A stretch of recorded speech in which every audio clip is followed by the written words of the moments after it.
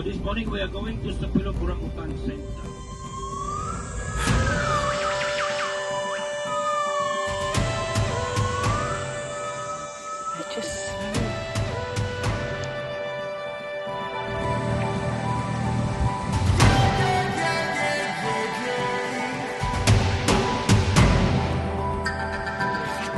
There we go.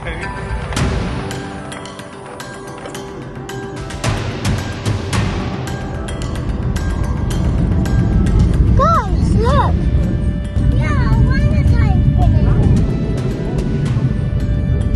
That was cool, wasn't it? There are so many examples on this trip alone where I know that I'm going to need to set a really great example for my boys about traveling safely.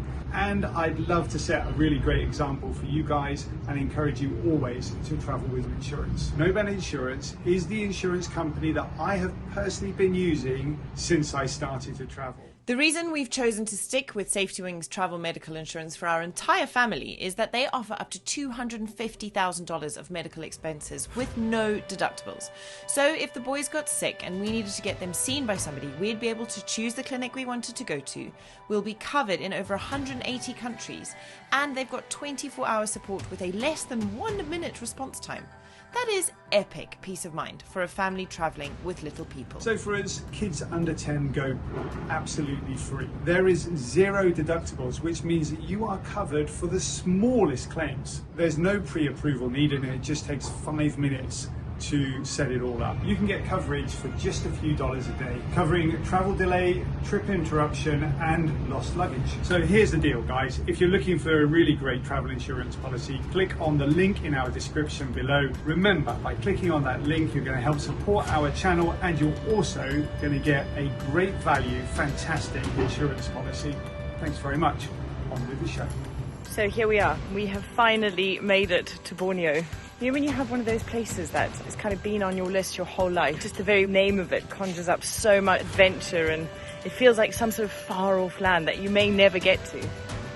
Borneo is that place for me, and I just cannot believe, as we were in the plane this morning, I was like, I cannot believe that me, little old me, is about to land in Borneo and go and see orangutans. It's epic. Anyway, our lodge where we're staying has this incredible walkway. It's a kilometre all through the forest. We've just dipped in this evening because it's 4:45 and it's already getting so dark in here, and it's also about to rain. So we thought we'd just quickly come and scope it out and be back again early tomorrow morning to come and have a good walk. And after that, we're off to the orangutan sanctuary. I've just looked out the forest and it is absolutely chucking down with rain, but right here, I'm not even getting wet. Amazing. The energy in this place is extraordinary. Oh, I'm so excited to share more with you guys and, well, experience it for ourselves. Welcome to Borneo. So boys, who's excited to see orangutans tomorrow? Me! Good. Should we go and get out of the rain? It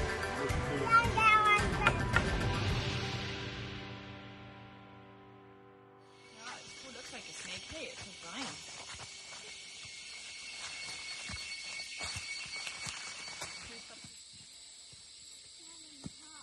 Flipping hot today. Really hot I am and pleased humid. to see blue skies though, because we've had like really cloudy days. We're in Borneo in, what are we now? October, end of October. So we were kind of chancing our arm a little bit of having good weather, and we have had a fair bit of rain. Yesterday, absolutely buckets it down, and there was lots and lots of thunder and lightning all night last night. But this morning it's very clear, but it is so sticky, like properly humid and sticky.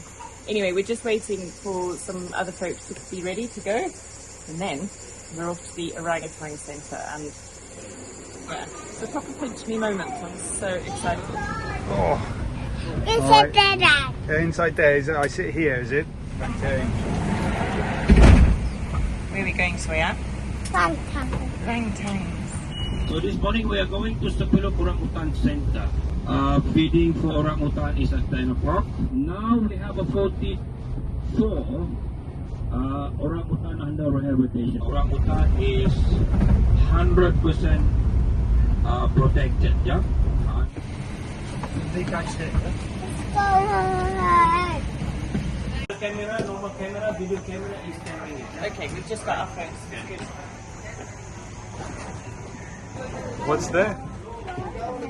Orangutan? It's on the telly, isn't it? We don't want to see one on the telly, we want to see a real one. Yes, ready. Alright, let's do it. Right, you ready? Okay, Go. Push it. Go. Push it. That's it. Okay. Next. Together. Whatever. Okay. This one is illegal. Okay, good. Thanks. Take care. Your special one. Okay, guys, we go inside here. Okay, then we walk.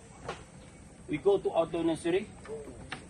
Then 15 minutes before 10, we have to go out. A feeding for adult is at feeding platform 8. Okay, this one is for younger one. But sometimes the adults going come to this area because the younger also need to learn from the adult. So our first stop is the outdoor nursery, Okay, which is, I think we said, home to the orangutans that are under the age of 10. right. What I really like about this place is that it is wild. I thought it was like they were in... There's no fences, are there? 4,000 hectares, Yeah. unfenced area, Yeah. and it is different from a zoo. Very different from the zoo. There is obviously the feeding. Yeah. But what's really cool is that these younger orangutans have got older orangutans who are coming to them Okay. to teach them what they need to know. What, wild orangutans? Yeah. And these are rescued orangutans, These right? they're being rehabilitated, so they're getting prepared to be released. Okay.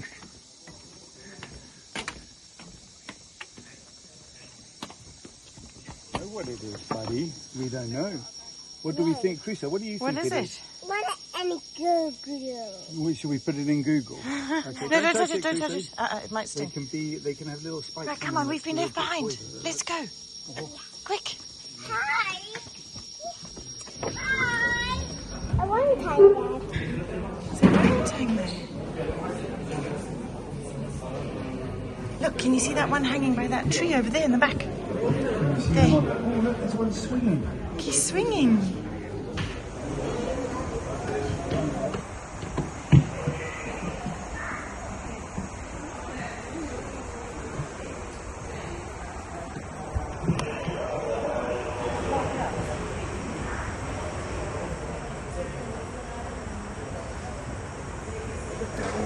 They're all over the place. Wow.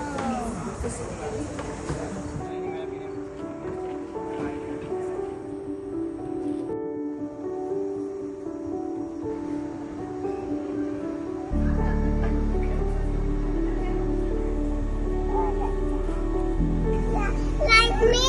Like you. Like a spider. That's like a spider. Like a spider.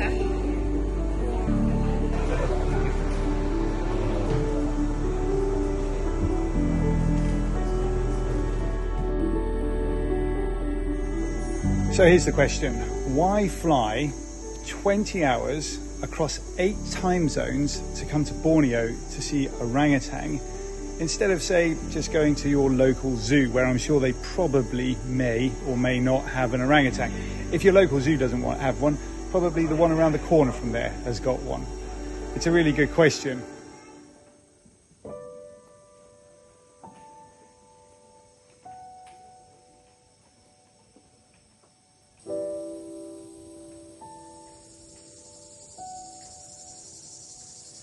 I think it's a really easy one to answer that.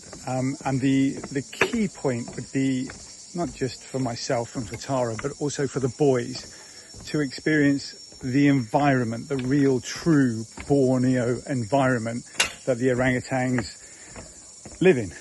The heat, the humidity, it's intense. The huge trees, the wildness, the noises, the sounds.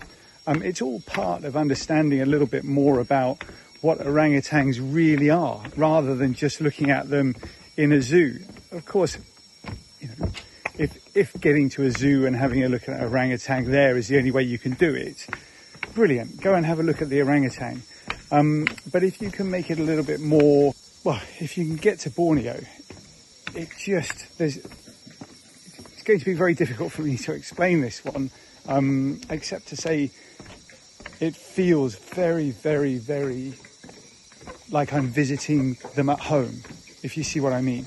You know, not visiting grandma at a coffee shop, I'm going to her house.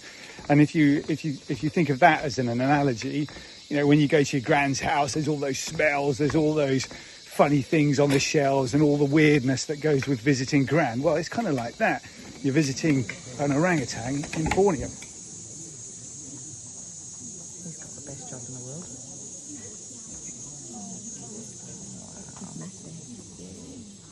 That's what you reckon, eh? Look at these monkeys coming in. They're scared, aren't they? So here we are in the orangutan's home, the forests of Malaysian Borneo, and the unfenced rehabilitation centre at Sepilok. Orangutans face many challenges and are listed as being critically endangered as a result of the extensive habitat loss caused by illegal logging and the clearing of vast areas of rainforest for the planting of palm oil. Today, more than 50% of orangutans are found outside protected areas, in forests that are under management by timber, palm oil and mining companies. Here at the rehabilitation centre, young orphaned orangutans are nursed back to health before being reintroduced to the forest, where they interact with the older orangutans who help them learn the necessary skills to survive in the wild.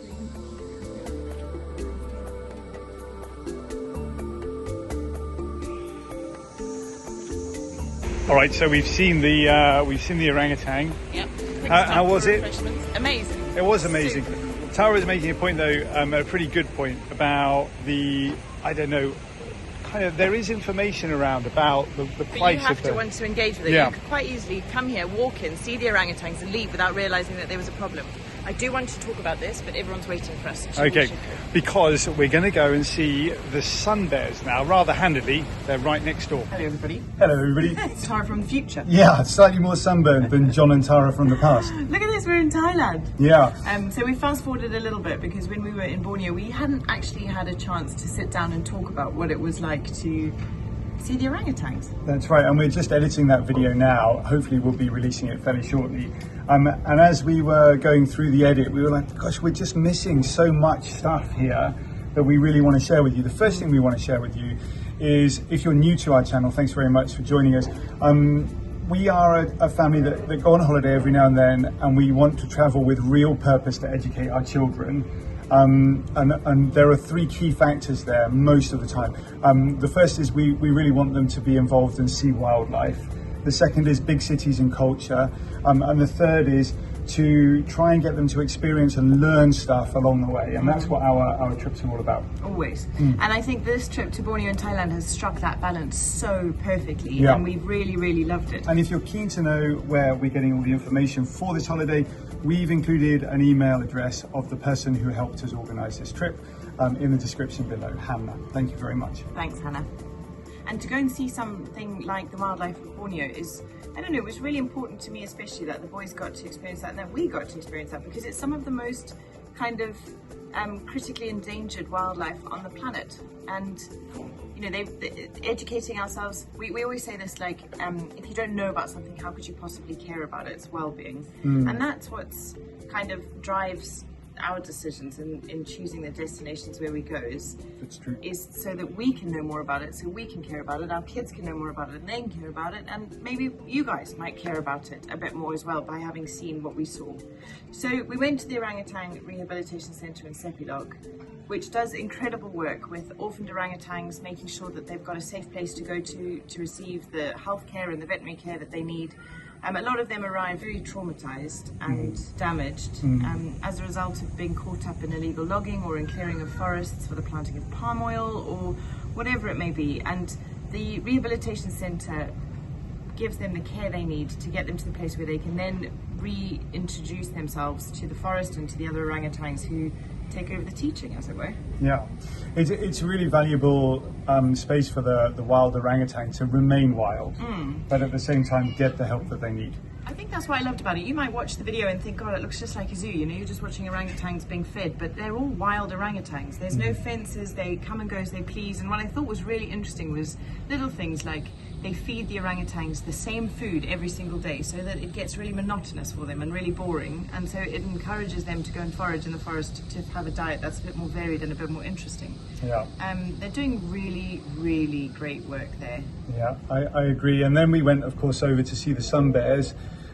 For me, there was a disconnect between the way we experienced the sun bears and the way we like to experience wildlife. But really, there was no choice in seeing them in a different environment. You know, it wasn't like we were going to be able to go out into the rainforest and see a sun bear because they're just not there anymore. So it was lovely to see them. We got the boys a t-shirt that was a sun bear t-shirt. The boys know about sun bears now. How many 3-year-olds and 2-year-olds know about sun bears? Brilliant. Yeah.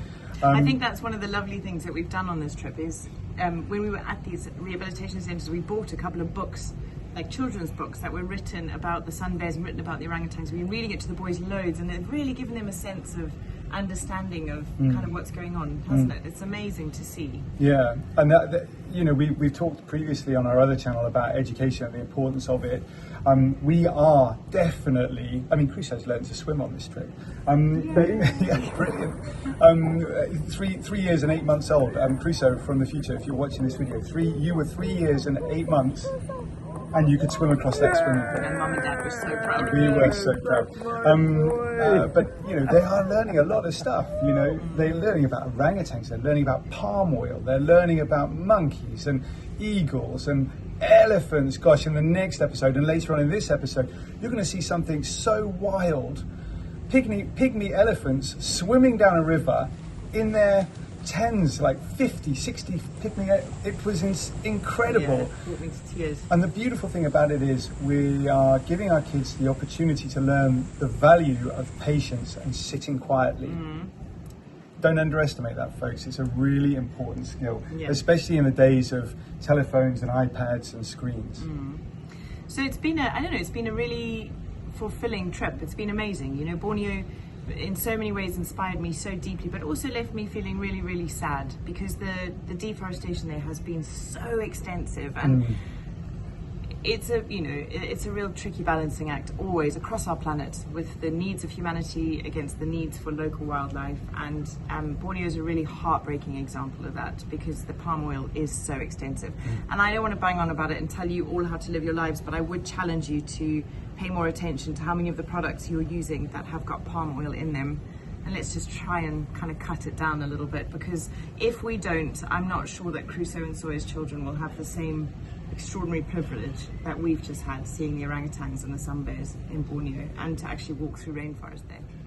So, palm oil aside, and the hopes of the future aside, what happened next? So from Sepilok, we did a couple of hours on the road and made our way towards the Kinabatangan Wildlife Sanctuary, which is where we had some of the most extraordinary days. As John said, the first part of that story will be in the rest of what you'll see today, and the next one will be in next Friday's episode. So make sure that you've subscribed and turned on notifications. And I also just wanted to mention that we are working on a super exciting project for this channel, which includes you guys and could quite literally offer one of you, maybe more, the opportunity of a lifetime, and we're super excited about it. So we can't say too much right now because we're still working out the details, but do make sure you've subscribed and turned on those notifications, because there could be an opportunity coming that's pretty exciting. That's right.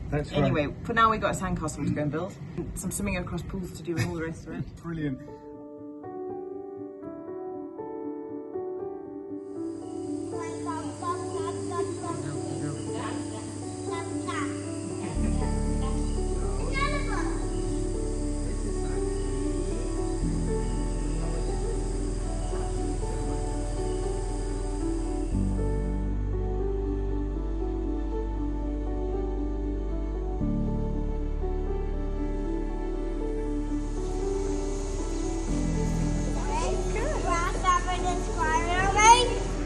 What have you got there?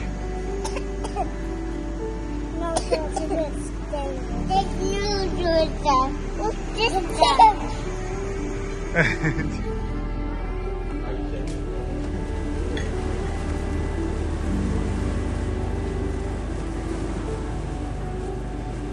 So what are we going to go and do now, Crusoe?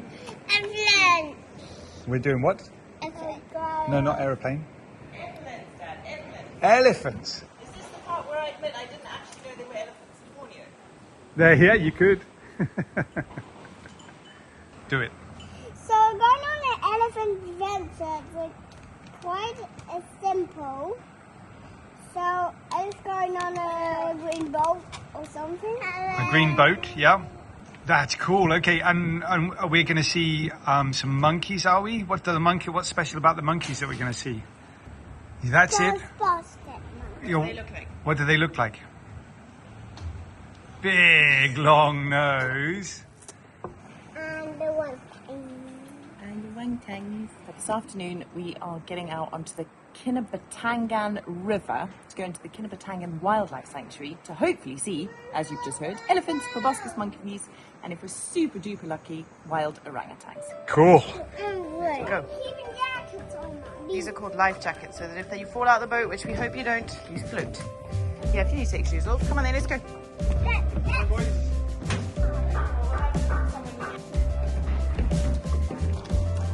That's our boat. Are you excited?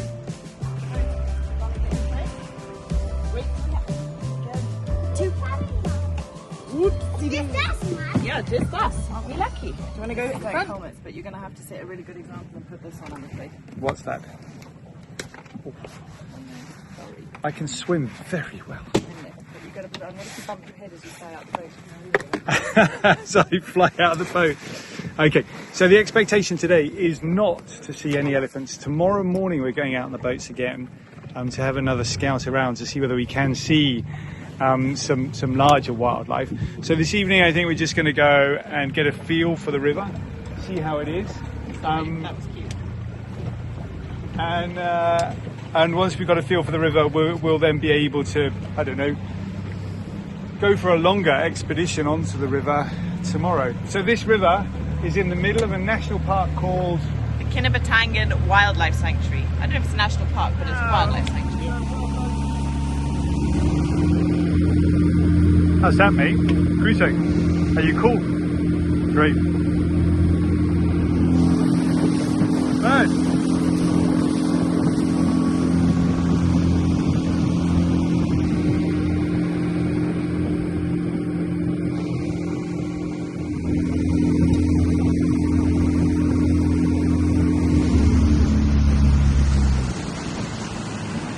Okay, straight into a tributary.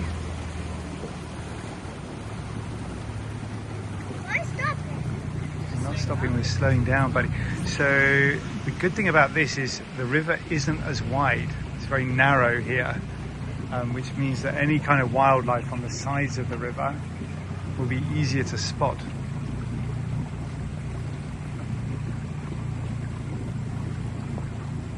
You tell me, Crusoe, if you see something, but when you see it, you've got to say it really quietly. No shouting, okay?